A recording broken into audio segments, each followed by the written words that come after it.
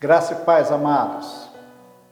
Estamos aqui mais uma vez para uma reflexão na palavra de Deus e eu convido você para me acompanhar na leitura de 2 Samuel, capítulo 7, do verso 18 ao verso 20.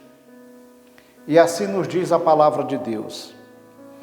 Então entrou o rei Davi na casa do Senhor, ficou perante ele e disse: Quem sou eu, Senhor Deus, e qual é a minha casa para que me tenhas trazido até aqui? Foi isso ainda há pouco aos teus olhos, Senhor Deus, de maneira que também falaste a respeito da casa de teu servo para tempos distantes. Isto é instrução para todos os homens, ó Senhor Deus. Que mais ainda te poderá dizer Davi?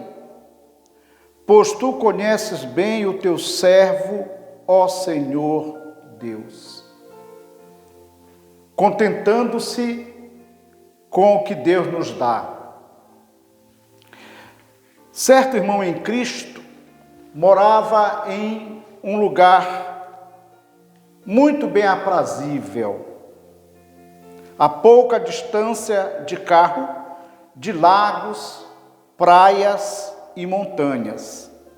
Ele costumava fotografar animais selvagens como águia, veados, leões marinhos e etc.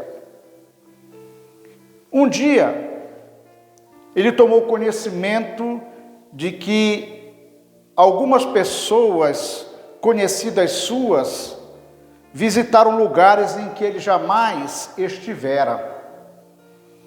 Isto trouxe uma ponta de inveja ao seu coração.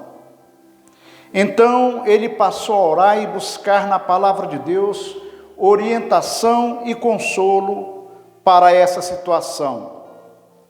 Foi quando ele percebeu sua tolice em cobiçar coisas terrenas e lembrou-se de que o que Deus lhe dera era satisfatoriamente muito bom.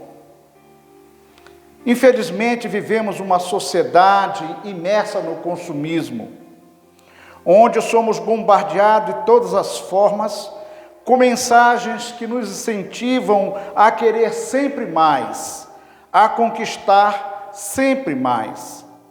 Ou seja, somos incentivados a uma vida de insatisfação com o que temos e com o que já conquistamos.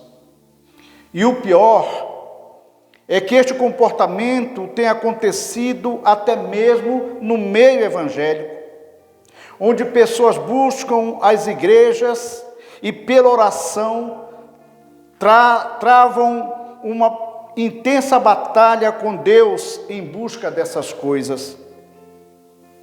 E qual o resultado disso? Na maioria das vezes, muitas vidas frustradas e decepcionadas com Deus, insatisfeitas e descontentes com a vida que levam. Nós precisamos entender, meus amados irmãos, que Deus nem sempre nos dará o que pedimos, mas sim o que precisamos.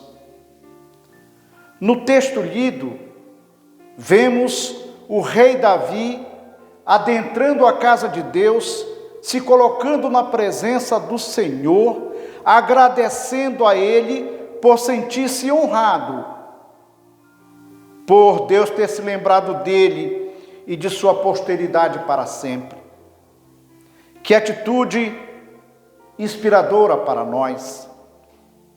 Eu e você precisamos entender, irmãos, que todos que confiam no Senhor serão estabelecidos no reino de Deus por toda a eternidade. Eu e você precisamos entender que o céu é mais importante comparado às coisas e riquezas terrenas que um dia hão de perecer. E eu pergunto, isto não é por demais maravilhoso? Ao invés de nos espelharmos em A ou B, pelo que possuem e que nada acrescentam às nossas vidas, espelhemo-nos em vidas que nos inspiram e nos trazem edificação, como, por exemplo, o apóstolo Paulo. Paulo constituiu-se um dos maiores exemplos de vida cristã no Novo Testamento, depois da pessoa de nosso Senhor e Salvador Jesus Cristo. Em sua biografia e escritos, não encontramos nenhuma referência dele reivindicando de Deus uma condição de vida melhor, reivindicando de Deus poderes ou bens materiais. Não. Se há alguém que, como ele mesmo diz, aprendeu a viver uma vida de contentamento, foi Paulo. Olha o que ele declara em Filipenses capítulo 4, do verso 11 ao verso 13. Diz-nos assim: digo isto não por causa da pobreza, porque aprendi a viver contente em toda e qualquer situação. Tanto sei estar humilhado, como também ser honrado. De tudo e em todas as circunstâncias, já tenho experiência, tanto de fartura como de fome, assim de abundância como de escassez. Posso tudo naquele que me fortalece. E ainda escrevendo na sua primeira carta a Timóteo, capítulo 6, versos 7 e 8, ele diz: porque nada trouxemos para este mundo, e nada podemos daqui levar. Tendo, porém, alimento e vestuário, estaremos com isso contentes.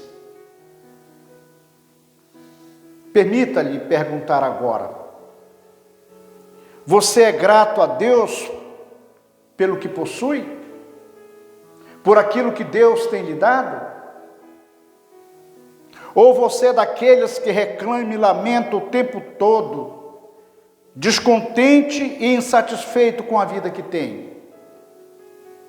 A gratidão e o contentamento são virtudes que precisam ser aprendidas por aqueles que herdarão os céus. Quem consegue viver contente e satisfeito com o que tem, com o que Deus tem lhe dado, vive mais feliz. Que Deus nos ajude e nos abençoe a viver assim. Amém. Oremos. Senhor Deus e Pai eterno, nós sabemos, ó Deus, que tudo que vem de Tuas mãos são coisas boas e benéficas, porque Tu és um Deus gracioso e misericordioso. Mas infelizmente, ó Deus, o inimigo das nossas almas tem trazido mensagens à nossa mente, ao nosso coração, para que nós vivamos uma vida de insatisfação, querendo sempre mais, querendo sempre, muitas vezes, aquilo que os nossos olhos e o nosso coração cobiçam. E isto não vem do Senhor. Por isso, ó Pai, baseado na Tua palavra que acabamos de meditar, ajuda-nos e ensina-nos, assim como Tu ensinaste o apóstolo Paulo, a viver contente em toda e qualquer situação e circunstância. Em nome de Jesus. Amém. Que Deus abençoe a mim, a você, a sua família, e estaremos de volta no nosso próximo encontro com mais uma palavra de reflexão. Deus abençoe.